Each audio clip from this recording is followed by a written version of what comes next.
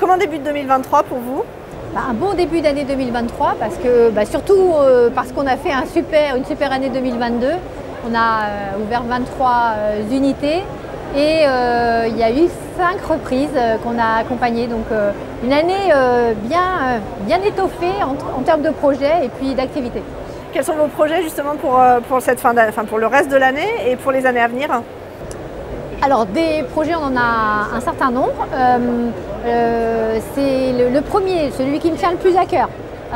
C'est de réussir en fait notre changement d'accompagnement qu'on est en train de faire vis-à-vis de nos franchisés. C'est-à-dire qu'en fait on a travaillé sur un accompagnement personnalisé.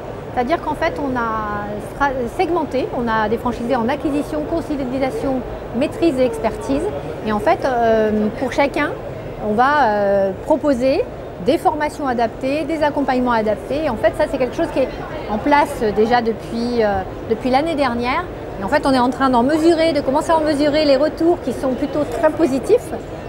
Donc là, on va dire que ce sera l'année où on pourra faire un premier point pour dire, voilà, qu'est-ce que ça donne. Parce qu'en fait, on s'est aperçu qu'au fil du temps, les attentes des franchisés ne sont pas les mêmes quand ils démarrent et quand ils deviennent très aguerris dans un réseau. Donc ça, c'est un de nos gros projets. On en a d'autres. On imagine quelles sont vos perspectives de développement?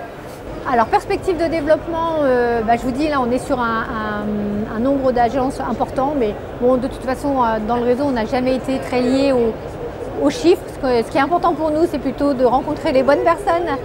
Et c'est aussi pour ça que je continue finalement à rencontrer les candidats à la franchise, parce que c'est important pour moi de savoir qui va porter le maillot de notre belle enseigne. Donc j'y attache toujours de l'importance. Et après, on a un développement aussi en nombre, parce qu'on a à la fois de nouvelles personnes qui nous rejoignent, puis surtout des franchisés qui commencent à avoir bien compris qu'ouvrir la deuxième, troisième unité, c'était aussi un moyen de bien mailler leur territoire et de se développer. La multifranchise, c'est important au sein de votre réseau? Oui, en fait la multifranchise, on l'avait prévue dès le début. Et aujourd'hui, on est en train vraiment d'en récolter les fruits. Et puis ça permet à nos franchisés aussi de donner des perspectives à leurs salariés, de pouvoir aller ouvrir une unité supplémentaire. Effectivement, ça permet aux gens de grandir au sein du réseau. Puis il y en a aussi qui grandissent encore plus, puisqu'on a 22 salariés qui sont devenus franchisés dans notre réseau. Donc ça commence à être pas mal. Ça, plus 40% de femmes franchisées. On commence à avoir des ratios un peu sympas. Alors, quel conseil est-ce que vous pourriez donner à un créateur d'entreprise qui hésite à se lancer dans la création d'entreprise vu le contexte économique?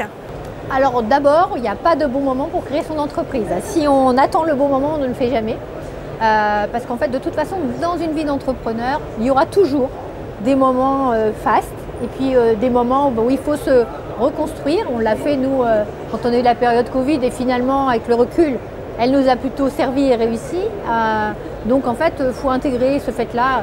Quand j'ai des franchisés qui ont ouvert en 2008, ils ont appris à tout de suite bien bosser, parce qu'en fait, il y avait des locaux disponibles. Donc du coup, il y avait moins de pression sur ce côté-là. Et puis ils ont appris à bien bosser. Quand c'est reparti, ils ont fait des super performances. Donc voilà, il n'y a pas de bon moment. Il faut choisir le métier qu'on aime et la bonne enseigne.